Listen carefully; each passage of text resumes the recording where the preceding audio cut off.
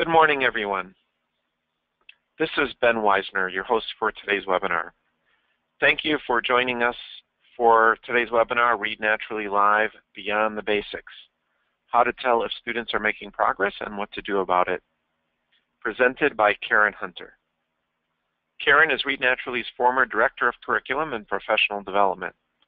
She has more than 25 years of experience as a reading specialist, special education teacher, and educational consultant and trainer. Karen continues to develop curriculum and professional development for Read Naturally and serves as a coach and consultant to schools implementing Read Naturally programs. Karen's presentation will include time for Q&A, so please do ask your questions using the questions tool in your meeting panel. Given our time constraints today, Karen will not be able to respond to all of your questions, but we will make an effort to get back to as many of you as possible in the coming days with email responses to those we were not able to address today. You should have all received links to the handouts for today's meeting. Karen will be referring to those throughout her presentation. The handouts are also available from the meeting panel if you'd like to download and print them out now. Many of you have also asked about a recording of this webinar. We will be recording the presentation and sending out follow-up emails with links to the recording in about 24 hours. So please look for that in your inbox. Feel free to share that recording with anyone at your school or district who you think would benefit from this very valuable information. Also, at the end of our session, you'll be asked to provide us with feedback about today's webinar via a very short survey. If you could, please respond to the survey so we can continue to improve the webinar experience for all of you in the future. And finally, if you are having technical difficulties, please contact GoToWebinar support. Their phone number is listed at the bottom of the meeting panel. And now, without further delay, I'm going to pass the microphone off to Karen Hunter, your presenter for today's Read Naturally webinar. Great, thanks, Ken. And welcome. We're glad you could join us for today. If you're implementing Read Naturally Live this year, you've probably already placed your students and taught them how to complete the steps for each story, and they're probably working fairly independently by now. Today we're going to talk about how to keep students challenged. We know that most students who are following the steps and meeting all of the criteria to pass each story will be making good progress. But as a student becomes a better reader, the level and the goal may become too easy, and that student will not show as much progress. So if the level or the goal are changed, then that progress can be accelerated again. So it's important that you know how to keep your students challenged, and we hope that by the end of the webinar today you will have learned some things to help you with that. There are some handouts. The first one is has the images of all the slides, and as Ben and I were talking this morning, on page 6 we have a report in there that came out just a little bit fuzzy to read. So he put an additional handout up there that is just that page 6 so that you can see it a little bit more clearly. And then the other handout is the Read Naturally Live Fidelity Checklist, which we'll be referring to several times and which you'll want to have at hand as you're working through other parts of the program. Let's talk about our agenda. First, we'll talk about how monitoring performance fits into the big picture of Read Live. Then we'll talk about how to generate reports and then how to look at a student's data after completing 12 or 24 stories to make sure that that student is making progress.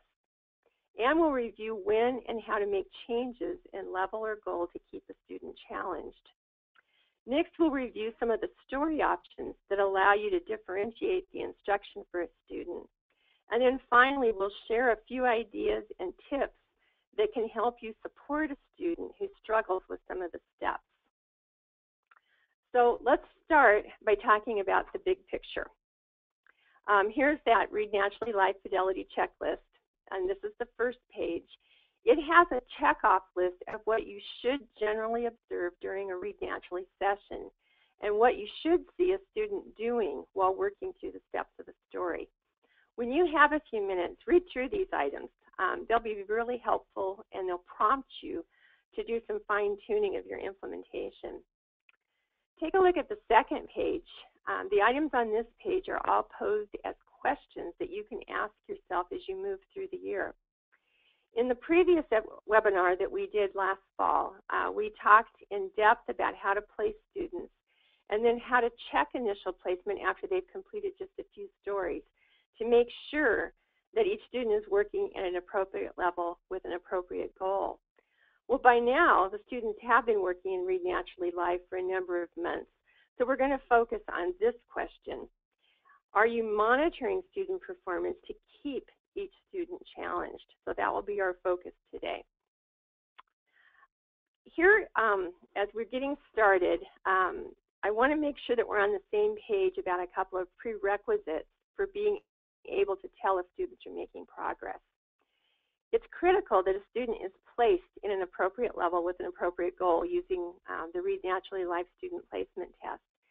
And the initial placement should be checked, as we said earlier, after the student has completed at least 3 stories.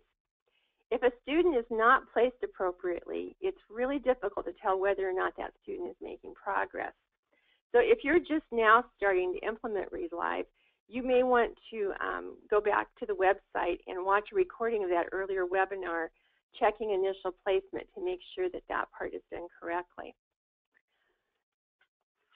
It's also critical that students are held to the pass criteria for passing a story. If a student is not being held to the pass criteria, it's difficult again to tell whether they're making progress. In order to pass a story, the student must meet or exceed his goal.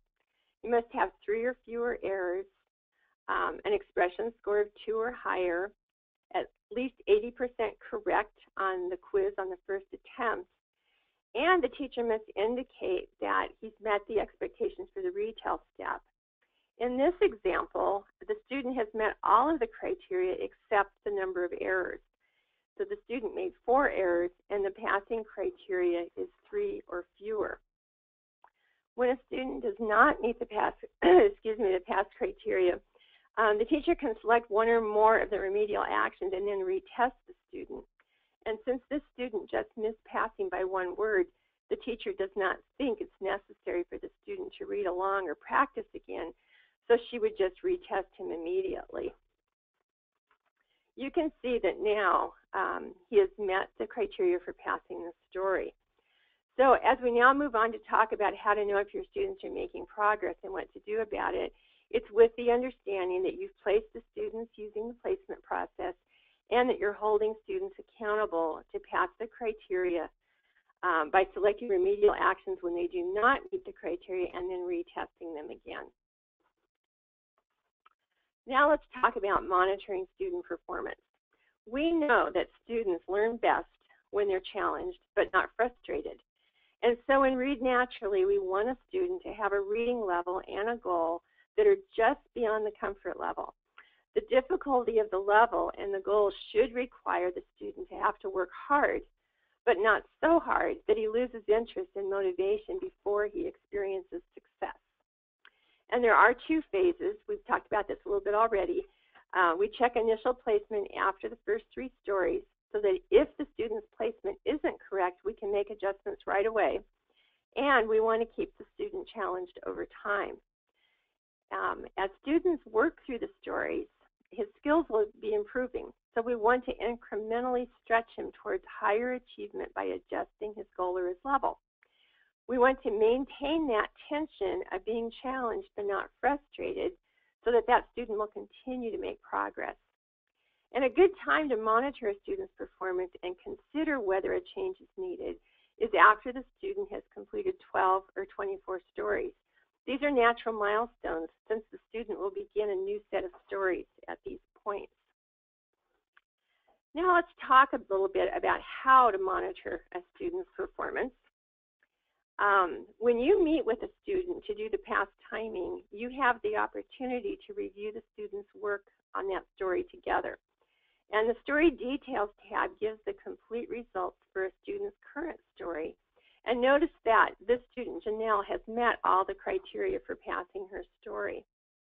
Her teacher can also take a quick look at several graphs with Janelle by her side to look at them with her, and they can review the results for the stories that she has already passed in the level to see if she's improving from story to story.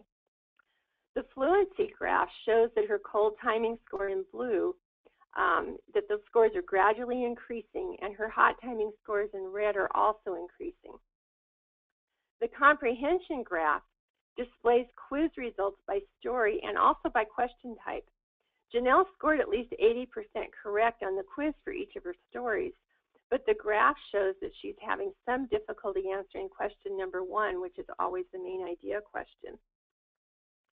The first retell graph shows that the number of words Janelle used to retell the story are listed, and then the second retell graph down toward the bottom indicates that her retelling of the story met her teacher's expectations. So during the pass step, the teacher can gather a lot of information about a student's performance by looking at the graph to see if a student is improving from story to story as the student is moving through the level. The teacher can also generate Read Naturally Live reports for groups of students or individual reports for a specific student. And as we talk about monitoring performance today, we'll be looking at the Students at a Glance report. This is a group report which gives a student-by-student summary of the results for the stories that have been passed. So we're going to stop right here, and Ben is going to demonstrate how to generate the Students at a Glance report. Okay, thanks, Karen. What I'm going to do now, if you'll bear with me here just for a moment, is I'm going to take over the role of the presenter. And just one moment. You should be able to see my Read Live demo account login screen. Karen, can you confirm that you see it? I see it. Okay, very good. So I'm going to be using our demo account that we use when we do our trainings. Just a little plug, I think Karen will mention it again later. We do have a Read Live hands-on self-study workbook, and I'm using the site that we use or that you can also use when you're using that workbook. So I'm going to log in as a teacher and show you how to access the reports. When you log in, you'll see a series of tabs in the upper left. I'm going to click on the Reports tab, and that will show us a list of reports that we can generate. There are some that are logistical reports like the roster and the passwords, and there are some that are obviously useful for progress monitoring. And we're talking right now about the Students at a Glance report, which is under the Read Naturally Live group reports. I'll click on that, and that will display a list of my students. I am listed as their program teacher. And what I'm going to do is select a date range, which is what we do with the Students at a Glance report. And I'm just going to say I want to see all the data for this school year for 2 of my students. So from the beginning of the school year in September to the present day, I'll click on the 2 students that I want to generate a report for, Anne and Janelle, 2 of my 4th graders. And I'm going to click on the Generate Report button. And that will display the report in a separate browser tab. Keep in mind that generating reports will only be available for you if you are using a regular computer or Chromebook. It won't be available from the iPad if you're a teacher. So here's the Students at a Glance report. Karen is going to show you a more detailed one, but this is how you generate it. You can also not only print out this report, it's a PDF file, but you can also save it as a PDF file to your hard drive if you want to share it via email. There are other ways that you can also send out information to parents directly from within the program, and I will demonstrate that for you a little bit later on. And right now, I am going to swing the baton back to Karen, so bear with me here for a moment. And now, Karen, you have control. You just need to make sure that you're showing the screen. Okay, Ben, are you seeing my screen? Not yet, but I'll give it a moment. There we go. Now I can see your screen. Okay, great. We're back in business again. Okay, let's take a closer look at a student at a glance report that Ben just demonstrated how to generate. This one is for several students who've completed 12 stories, and this is the report that you'll find on page 6 in your handout, or as that separate download if the one in your handout looks fuzzy. You may be able to see it fine on the screen, but those are your two places to look for if you need to see it a little bit larger. This report provides a lot of information for these students. The series and the level number information are there, as well as the number of stories that the student has passed already in that level. It also provides the averages of each student's scores on the first 3 and the last 3 stories that have been completed in the level. And when we're monitoring performance, we're going to be looking at the cold timing score, the goal, the hot timing score, the expression score, the number of practices it has taken for the student to reach the goal, and the quiz and the retail scores. When reviewing a student's data, it's really helpful to visualize how that goal should relate to the cold and the hot timing. The cold timing score should be 30 or 40 less than the goal, 30 below the goal for a 4th grader and below, and 40 below the goal for a 5th grader and above. And the hot timing score should be equal to or just slightly greater than the goal. So keep that in mind as we're looking at the data. So as we look at the data, how do we know if the student should continue working at his current level and goal? So if we look at the data and we say, this kid's just fine, he's right where he should be, what should we be seeing? Well, when we review the work with a student during the past step, or when we analyze the scores on a student at a glance report, we check to see if the student's scores are meeting this criteria. The student's cold timing score should be approximately 30 or 40 below his goal, just like we talked, depending on his grade level. The student's hot timing score should be at or slightly higher than his goal. The expression score should be at least a 2 or higher. And the student should be practicing from 3 to 10 times to meet the goal and pass the story. The student should score 80% correct on the quiz on the first attempt.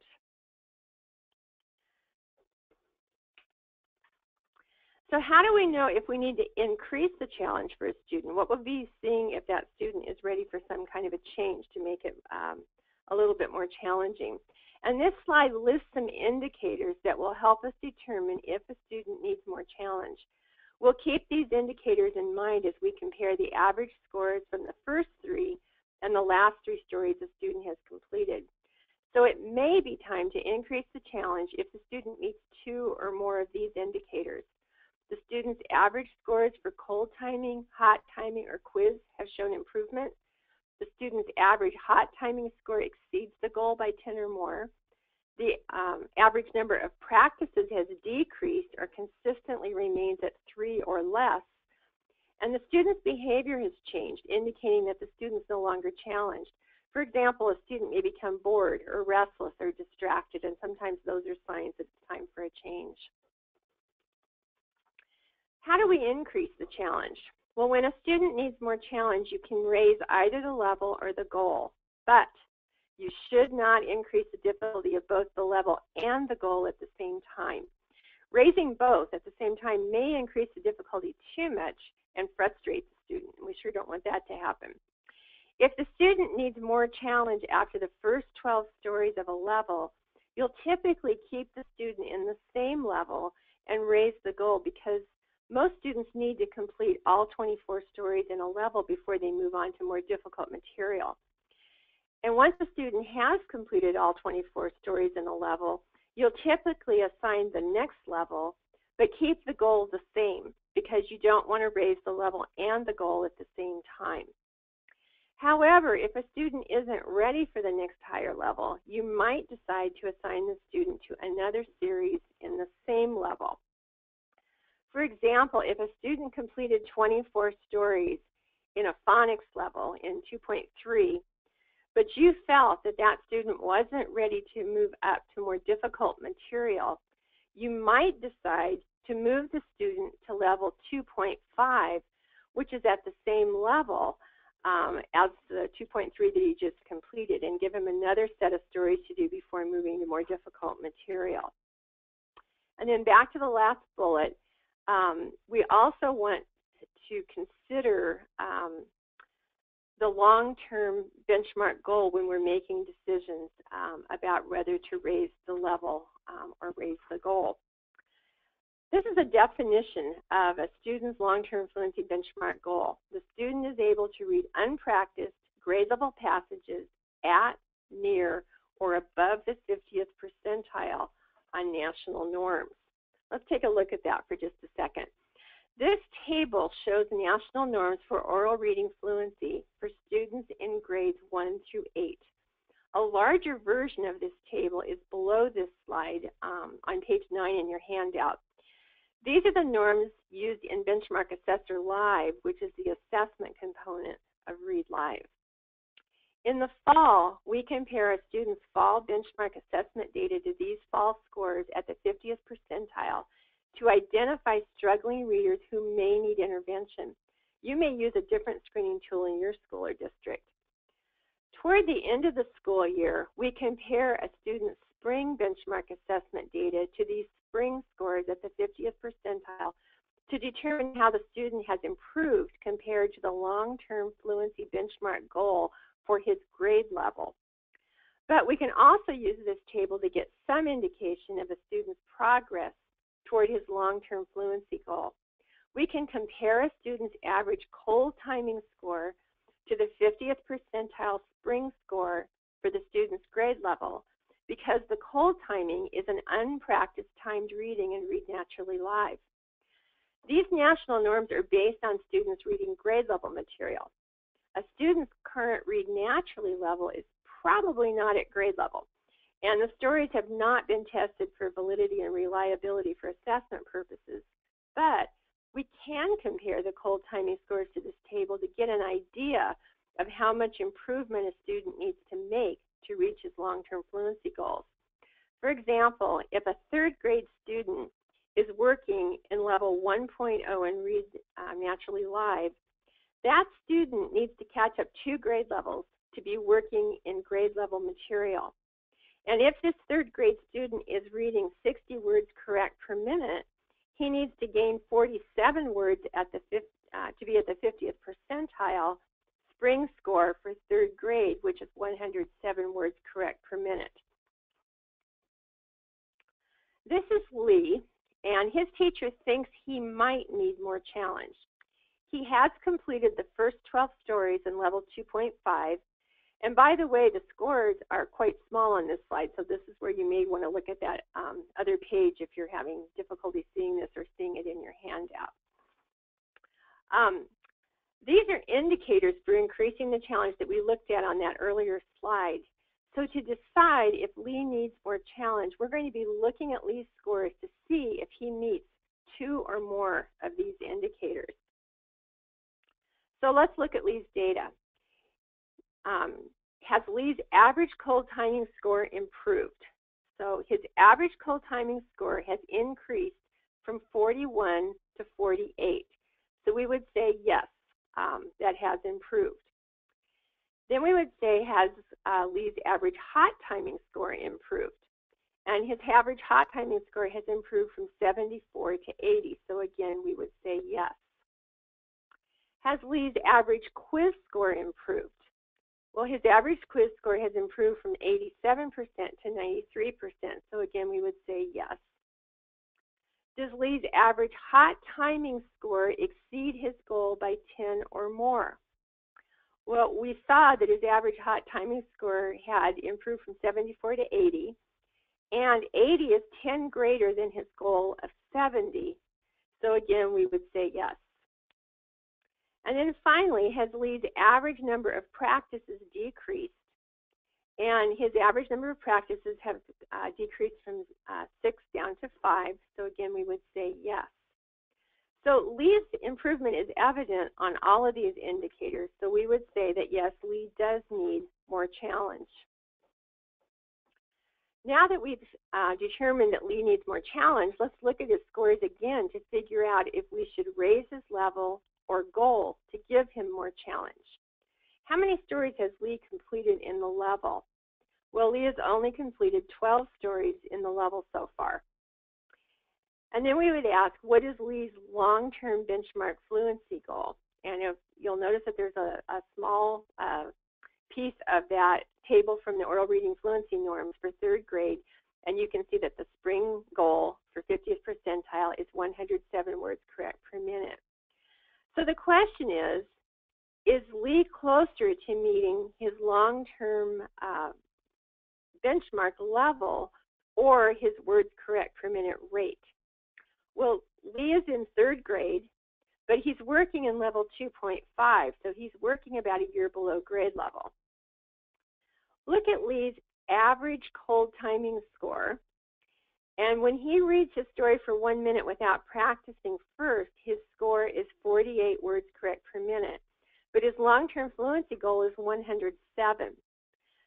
So to be at the 50th percentile for the spring of 3rd grade, Lee needs to be reading 60 words more per minute than what he is reading right now to reach that fluency benchmark goal.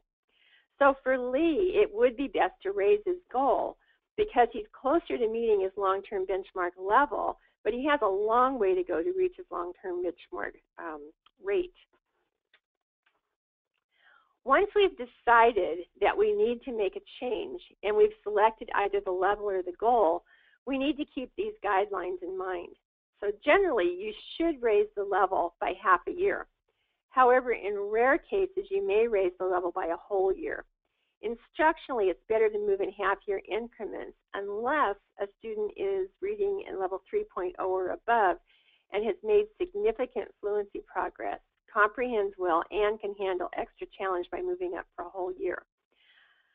We usually raise the goal by 10 words at a time, and if we increase the rate in larger increments, we know that that can be frustrating for students. Discuss the change with the student and ask for his or her input. We find that students usually know how hard they're working, and they have a pretty good idea about how much harder they can work. So now we've decided to make a change, and we have selected Lee's goal as the element to change. His current goal is 70. So what should his new goal be? Well, following the guidelines, we would raise Lee's goal by 10, which would make his new goal 80. And his average hot timing score has averaged 80 on the last 3 stories anyway. Of course, we would want to discuss the change with Lee.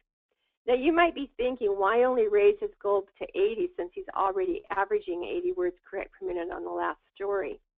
It is still taking Lee 5 practices to reach 80 words correct per minute. So I would keep an eye on his data, and when he's reaching that goal with less than 3 practices, or it's even moving higher than 80, then it may be time to make a change again. Now we're going to fast forward and pretend like we're already at the end of the year for Lee and decide about whether Lee is ready to exit the program. Lee's school does benchmark assessments with students 3 times each year. So Lee's benchmark assessment scores provide the best data for making this decision. We can see that Lee's assessment scores have increased over the course of the year.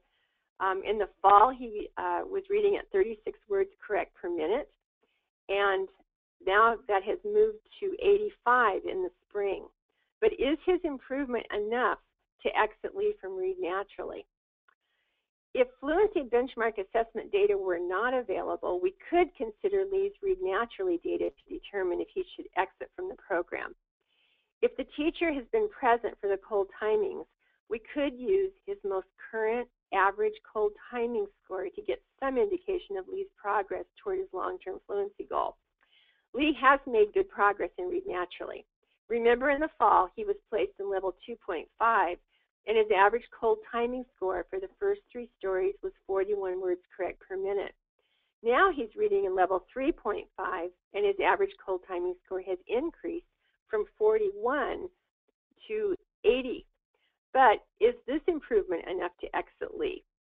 To help answer this question, look at that 3rd grade section of the oral reading fluency table on the slide, and remember his long-term goal. Lee's spring benchmark assessment score of 85 is 22 words less than his long-term goal of 107. Lee is working in level 3.5, so he is able to read grade level material with all the scaffolding that's provided by Read Naturally. But his average cold timing score of 80 is 27 words less than his long-term benchmark goal of 107. And even though his average hot timing score is 110, it does not meet his long-term goal of 107 because the hot timing score is a result of all those read-alongs and practices. So regardless of which data we use, we can see that Lee is not yet ready to exit Read Naturally because he hasn't met that long-term goal on unpracticed material.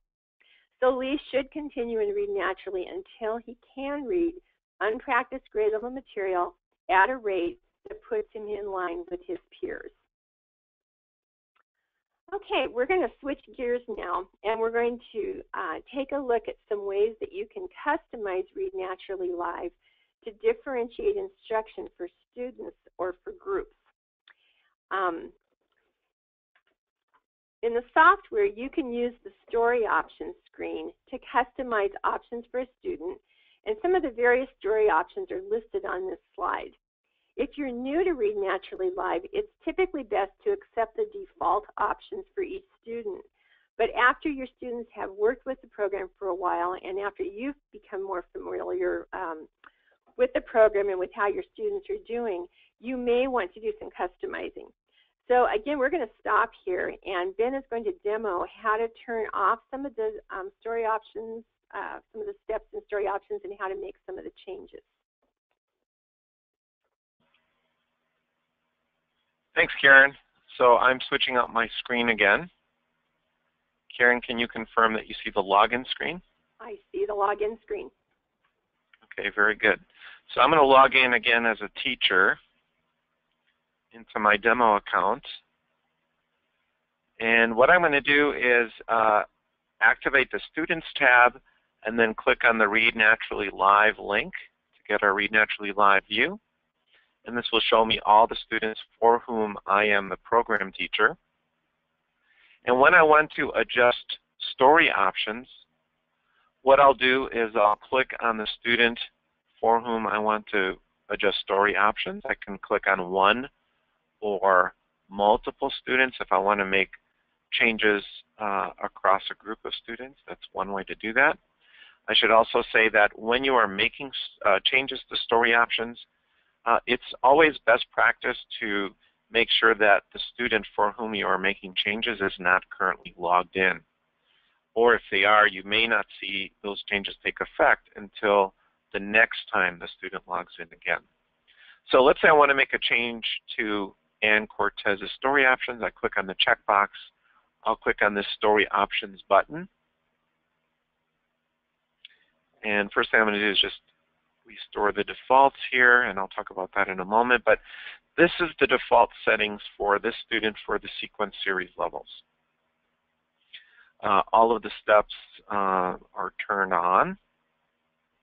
If you want to turn off a step, for example, let's say you have a student for whom prediction is a challenge, using the keyboard as a challenge, you can turn off that step simply by unchecking it. And when they get to that step, the next time they go to use the story module, they'll skip over that screen, and you'll see in the progress bar that step is labeled as off. You can also change variables. For example, if I want to give the student more time to complete the prediction, you simply change the time available for that student. Other choices you can make, and I'm not saying you should or you shouldn't make these choices. Karen will handle that piece. I'm just simply showing you that you can, or showing you how to do that. You can make the cold timing more student independent by selecting that little button next to student independent. You can change the number of required read-alongs. The default number is 3, but you can bump that up or down.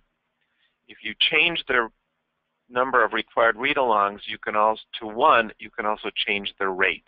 Otherwise, the rate is pretty much set. So the default number of read-alongs is 3, and it goes from a slower rate to a more expressive rate.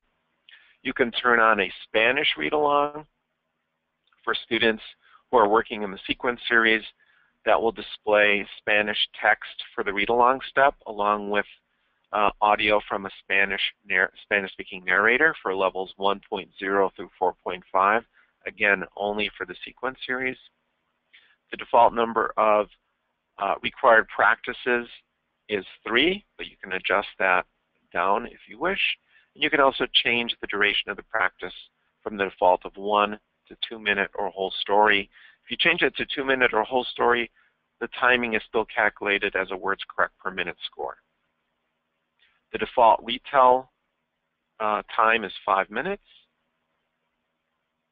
And if you do have a student that is working in the phonics series, there's another option that you can select, and that is to turn the word list. Hang on one moment. To turn the word list on or off.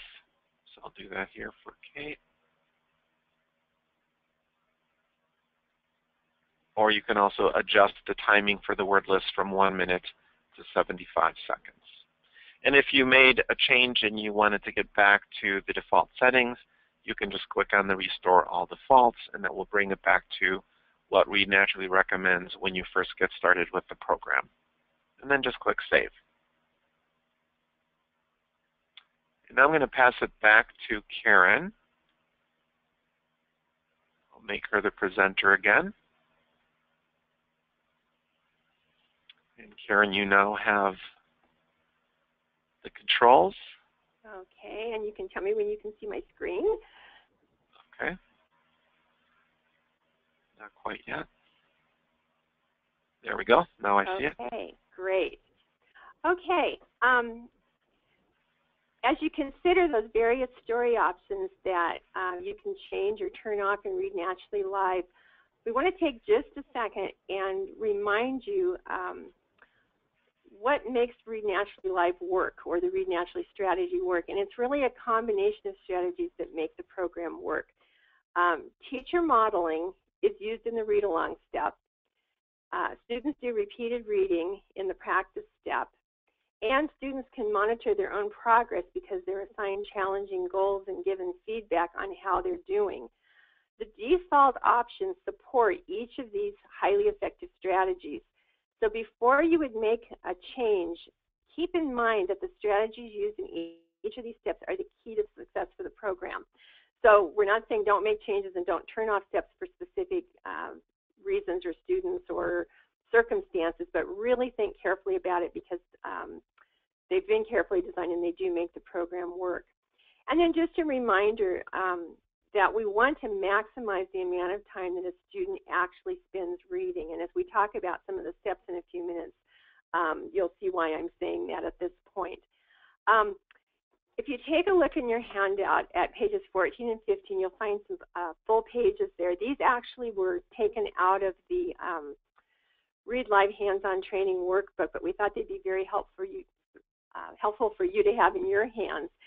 You can refer to these 2 pages when making decisions about changing the story options for students.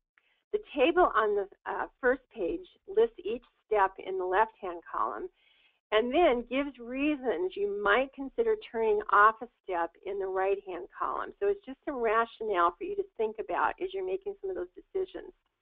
You'll also find on this 2-page section of the handout some tips for conducting the cold timing and some information to consider for setting read-along options and for the practice and hot timing options. So this will just give you more background and help you kind of think through some of those choices that you might make.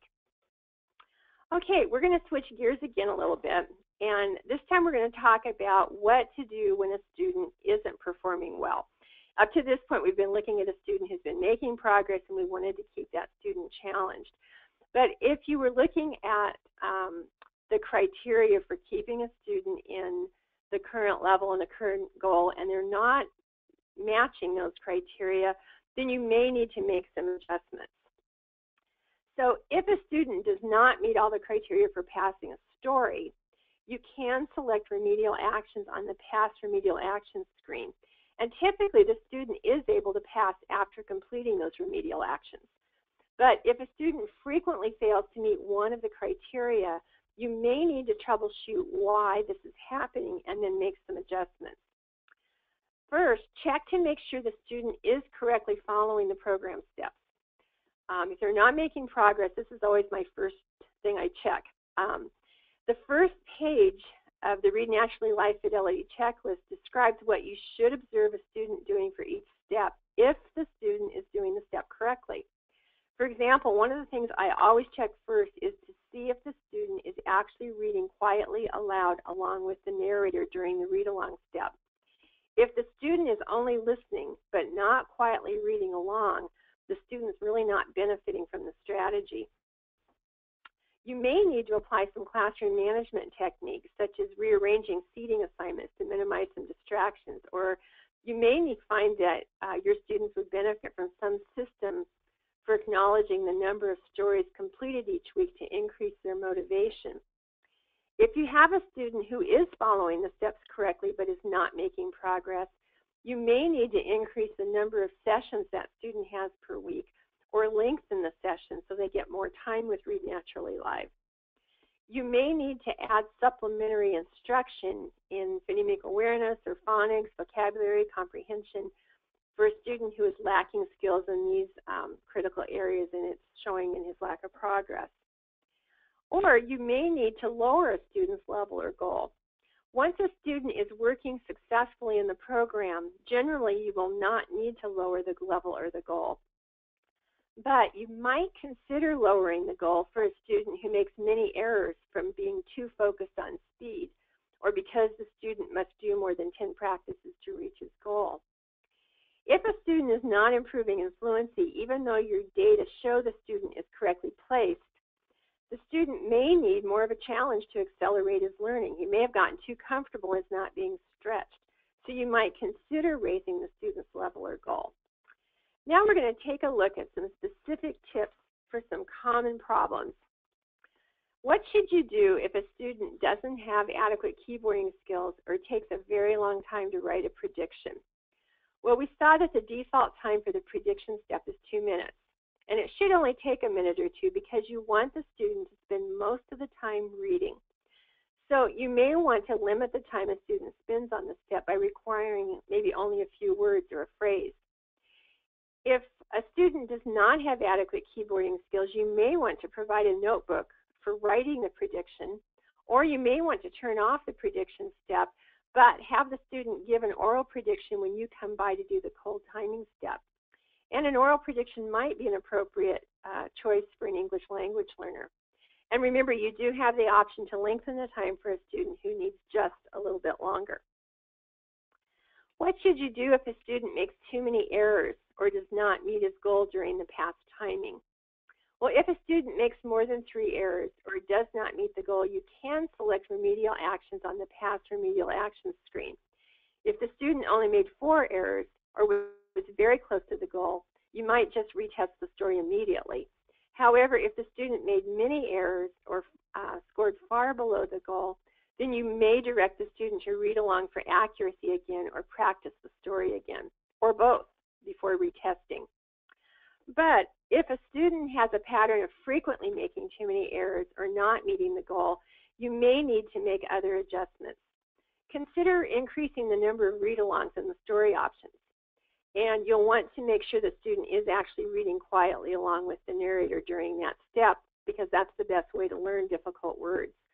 You may also want to consider having the student read the entire story to an adult one time after completing the read-alongs, so you know the student is reading the story accurately before beginning to practice.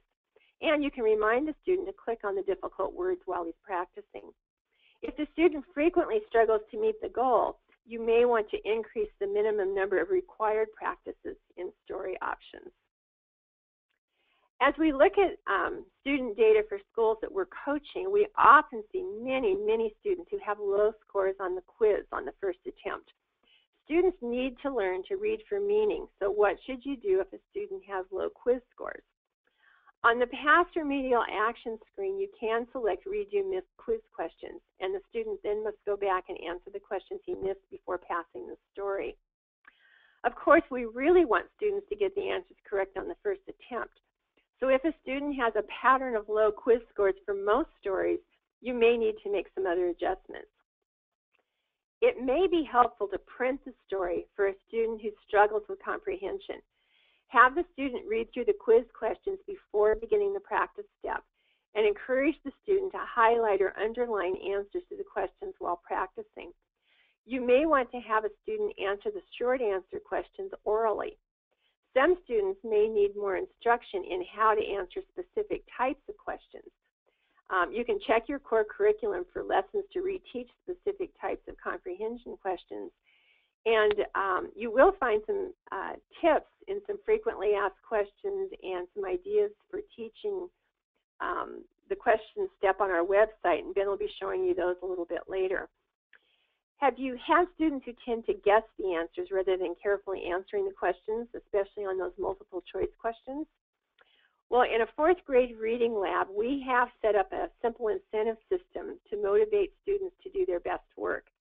At the pass step, the teacher awards a raffle ticket to a student who scored 100% on the quiz on the first attempt. The student writes his or her name on the ticket and puts it into a container, and then a drawing is held to award a small prize or a privilege. At first, the drawing is held frequently, maybe once or twice each week, and over time, we decrease it to once, maybe every 2 or 3 weeks. Students have responded well to this incentive, and we have seen them improve their study habits and endeavor to do their best work on the first attempt. For a student who has very low quiz scores, you might even want to award a raffle ticket when they can achieve 60% or even 80%, and then incrementally raise it as the student begins to improve and gain confidence. This type of incentive system can motivate a student who has the necessary skills but needs just an incentive to apply those skills. And we realize that some students really struggle with comprehension and need more instruction. But if motivation is the issue, that's an idea. Okay, so what should you do if a student has difficulty writing a retelling of the story? Well, on the past remedial action screen, you can select Rework the Retell step, and the student must go back and rewrite or add some additional information to the retelling before passing the story. Of course, sometimes a student's second attempt won't be much better than the first attempt, so what else can you do? Well, for an English language learner or a student who does not have adequate writing skills or keyboarding skills, you may choose to have that student retell the story orally. Before we talk about some additional ideas, remember we want students who are working in Read Naturally Live to spend the maximum amount of time reading. So we want to be careful not to turn the retell step into a lengthy writing assignment that delays the student from moving on to the next story. So keep this in mind before you put too much emphasis on the retell step. But to provide some structure, you may want to print off the story and the questions. You know, the first question is always about identifying the main idea of the story. Tell the student to use this main idea sentence as the topic sentence for a retell, and then write 3 or 4 additional sentences that tell what the story is mostly about. You can lengthen the time allowed for the retell step, or you can turn it off in story options. Sometimes the retell step can seem overwhelming when students are first starting to work in Read Naturally Live. So in our lab, we often turn this step off for a while, and we have students learn how to do all of the other steps correctly first.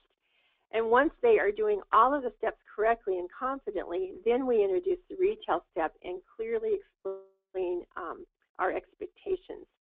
And the expectations should align with a student's grade level and their current written language instruction. So you can decide specifically what your criteria will be and be sure and share that with your students.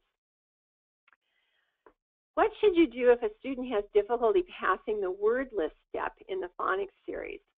You may want to retest that student immediately if the score was very close to passing, or you can have the student practice the word list again before you come back to retest.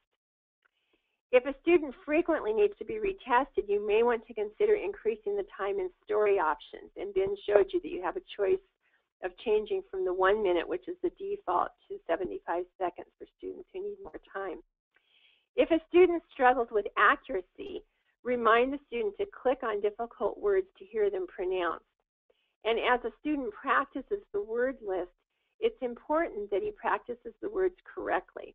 So you may want to require a student to read the word list to an adult one time to check accuracy before beginning to practice.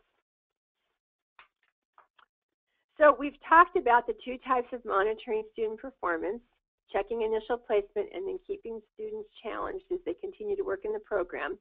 We've also talked about how to know if the student is ready to exit Read Naturally Live. We've looked at the story options, how to turn them off, and how to customize them to differentiate instruction for students. And we've talked about, for those students who are not making good progress, how to troubleshoot their performance and address some of the common problems that we see in some of the steps. So now I'm going to turn back over to Ben and see if we have some time for some of the questions that have come in. Thanks, Karen. Yes, we do have some questions. There were quite a few that we received even before we did our presentation. For those of you that filled out a quick question on the registration form, we have those logged. There were a lot, and so we won't be able to get to all of them today, although we hope to get to most, if not all of those, over the next few days via email. But we have several here that I think are representative, and I'll just start. Karen, how can I effectively share data and progress information with classroom teachers and parents? Okay, well, there are several ways that you can share information with those other regular classroom teachers and with students' parents. If you want to share how a student performed on one specific story, you can share the story details report, which you can print right from that past review work screen. If you want to share how a student performed on all the stories in his current level, or for 2 or 3 levels, you can generate a student level report. And you can also generate the graphs for all the stories in a level. And these are great visuals for showing student improvement at a parent conference or in an IEP meeting. If you're using Benchmark Assessor Live for your fall-winter screen benchmark assessment, you can generate the student's yearly progress report, and it includes a student-by-student summary for the Read Naturally stories that a student has passed, and the fall, winter, and spring benchmark assessment live scores appear on that same report. So you can use this report to show how a student has improved over the course of the year. You can also email a progress letter or a super reader award or a congratulations certificate to a parent or a classroom teacher. In fact, there's a blog article on our website that describes this feature, and that blog is entitled Email Parents Directly from Read Naturally Live, and it talks a little bit about how you might do that and why you would want to do that. So there are a lot of ways to share data with classroom teachers and parents. Thanks, Karen. And I think what I'll do, I think this is a good opportunity to kind of do a short demo for our attendees here and show a few things that you talked about, and also people have also been asking about how to print stories. So I'm going to log in as a teacher again, and Karen, can you please confirm that you see my screen? Your screen is visible. Okay, so I'm going to log in as the teacher and then go to my Students tab and then click on Read Naturally Live. And again, I'll be able to see a list of my students. And this is where you perform a variety of tasks, obviously, like placing your students, or as Karen was talking about, this is where you would adjust series level and goal as well. But you can also print stories from here. You can find the Print Stories button towards the middle of the screen there. If I click on that, it asks me to select a series and a level. And the newer version, since I'm using the demo version, but the newer version, the version that you are using in production, also allows you to choose a specific story to print as well. But in this case, let's say I just click on print, I'll be able to display all the stories in this level, and you can see It provides you with a PDF copy of not only the story, but also of the quiz questions as well. So that's how you print the stories. And then other things that you can do here, as Karen was alluding to, you can email parents or guardians with information. In order to do that, you'll need to add an email address for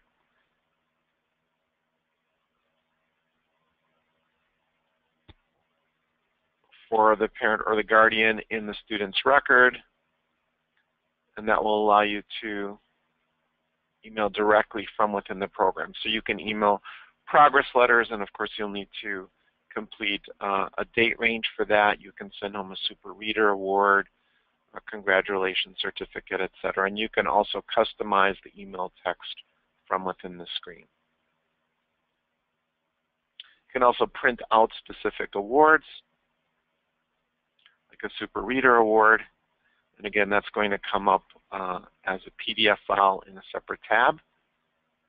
And you can save that to your hard drive and or print it out for your student and their parents.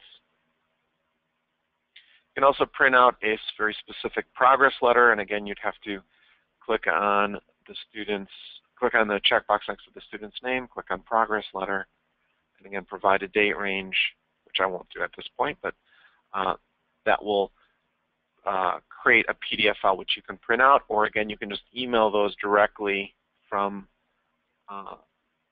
within this screen if you do have an email address for your parent or guardian. And please rest assured that we do not do anything with those email addresses. Those are completely confidential and secure within your system. So I think that's all I want to show for now. And what I'll do is make you the presenter again. Actually, we don't need to make you the presenter since you're just answering questions. Right. What I'll do a little bit later is show the resources to our attendees. So I'll just leave control in my hands here. So go ahead, Karen. Okay. Do you have another question we want to go to? Yes, I'm sorry. That's okay. All right. Another question that seems to come up fairly frequently. Do you have any tips for student management when you have a larger group? That is a common question. The recommended ratio for Read Naturally is 1 adult to 8 students. However, if you have a group with a lot of students who are placed in the phonics series, you probably need a ratio of 1 adult to 6 students, because it does take a little longer to include passing that word list step. If you do have larger groups, you may want to train some teacher assistants or volunteers to help with that cold timing step and with the pass step so that you can get around to more students more frequently. You know, the students should be engaged in an activity while they're waiting for a teacher to come for the cold timing step or for the pass step. They can be working on the wordtastic activity while they're waiting for a cold timing, or while they're doing some practicing waiting for their hot timing. But I also want to mention that we have crossword puzzles that are available for the stories in each level of the Sequence and Phonics series for Read Live. And you can download those from the website. So if you've got a day when you don't have as many volunteers or enough teacher help to get to every student and you need something else to go to, those crossword puzzles as a backup plan for students to work on adds a little bit of variety and keeps them engaged, and they're directly tied to the stories with the vocabulary and the words that they've been reading. So those are another resource to kind of enrich their experience and also to help manage what's going on. Okay, great. Thanks, Karen. Another question, how do we help students who seem to be making very little progress, especially if they are losing interest and motivation? Okay. If you're wondering why a student is making little progress, I would think through all of the things that we've talked about today. Remember that we said that a student should work in Read Naturally Live at least 3 times a week, and 5 times a week would be even better and will accelerate the improvement. If a student is only getting to 1 or 2 sessions a week, they tend to lose momentum and motivation, and I see that in some of the schools where I'm coaching, where maybe the lab's not available as frequently as they want, and the students maybe over a course of 2 weeks are only getting one story done. So how often they get to do the program is definitely an issue. We've already talked about checking to see if they're really doing the steps accurately and correctly. Also, check the student's data for his current level and goal and see if he does meet all the criteria that we looked at earlier for continuing at the current level and goal. If he's not meeting some of those criteria, and those were on page 7 in your handout, you might need to make some adjustments in the program or make a goal or a level change. So you need to actually take some action and do something about it. If you feel the problem is more about losing interest or motivation, you may want to set up some kind of an incentive program. Of course, we would all love it if our students were intrinsically motivated to work hard and they just always gave us their best effort. But sometimes it takes an incentive system to kind of get them on the right track. For example, you might set up a system for acknowledging when a student completes 6 stories or 12 or 18 or all 24 in a level.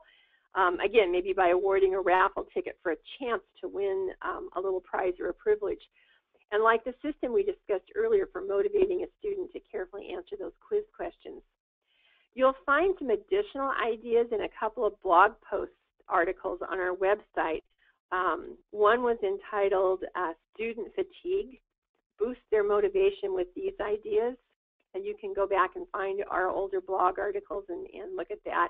And then there's another one about communicating day-to-day progress, which could be a little communication tool that you could send back and forth to the regular teacher or to the parent to kind of keep them aware of what that student's actually accomplishing from day to day as a bit of a motivator and as a bit of accountability. So those are a few ideas. Okay, great. We're running out of time, so what I'm going to do is ask one more question, and then I'm going to do a quick overview of some resources on the website, including people have been asking where to find the crossword puzzles. So one more quick question, and then I'll show you the site, and then we'll wrap up. So final question, do the Read Naturally Live levels correlate with grade levels, such as Fontes and Pinnell or Lexile? Yes, the levels do correlate to grade levels. We use several readability formulas to develop the stories in each of the levels. And each story adheres to a strict word count and readability requirements so that we can ensure that all the stories in a level are similar in length and difficulty. And we use Fry and Space readability formulas for levels 0.8 through 2.7, Harris-Jacobson for levels 3.0 through 5.0, and Dale Chall for levels 5.6 and above. In addition, we have Lexile reader measures for all the levels of Read Naturally Live.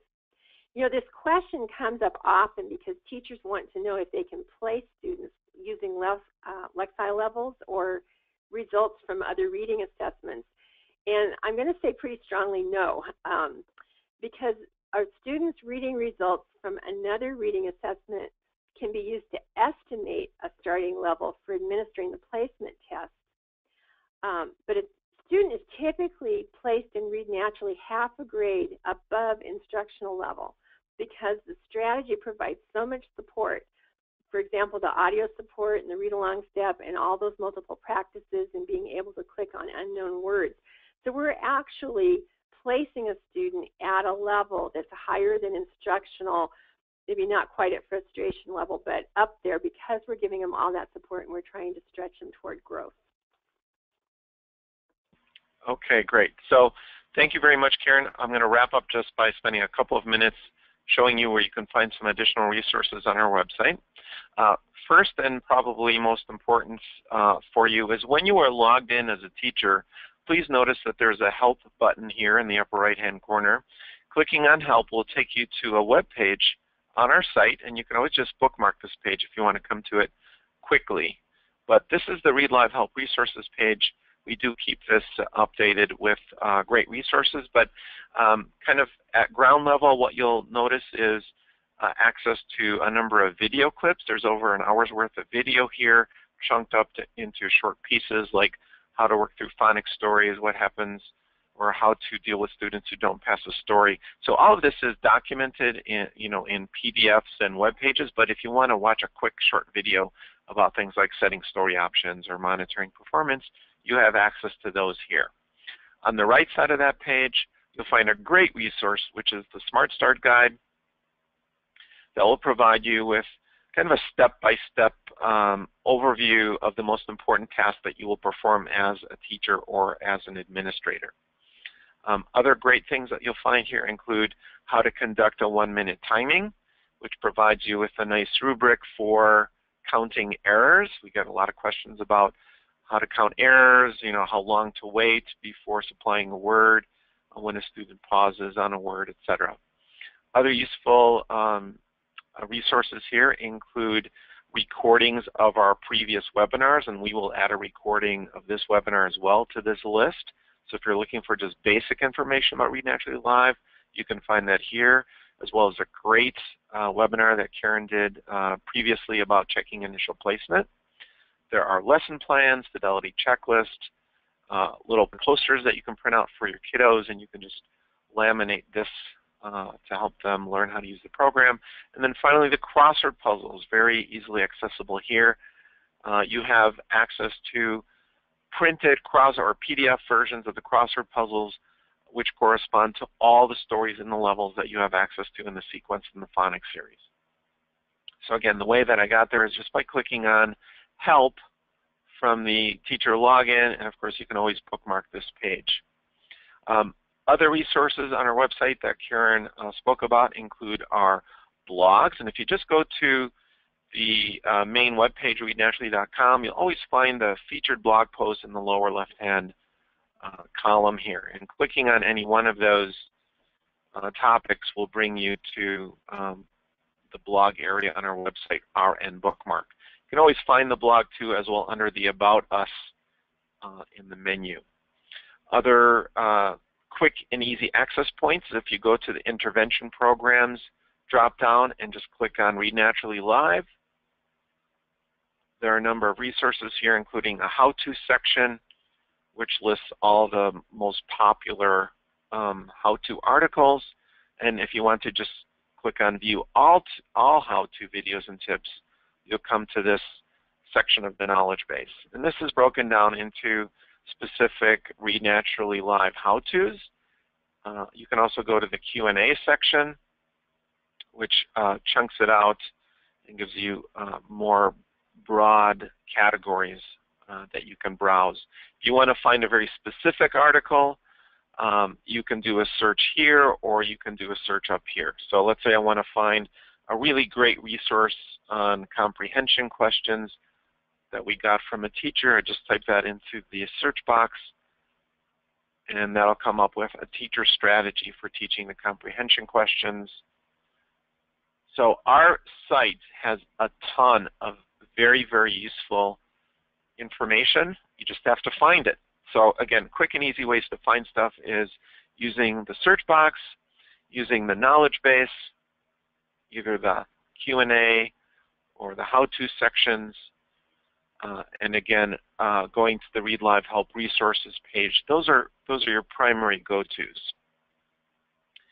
And I'm going to stop here because we've exceeded our time. I want to thank everyone for your time and attention.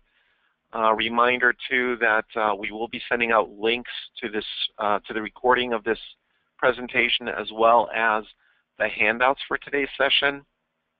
You'll receive links, but keep in mind that you can always find all the recordings on our website. I'll show you a quick and easy way to do that as well. If you just go to the Intervention Programs area, on the right side you'll see recorded webcasts.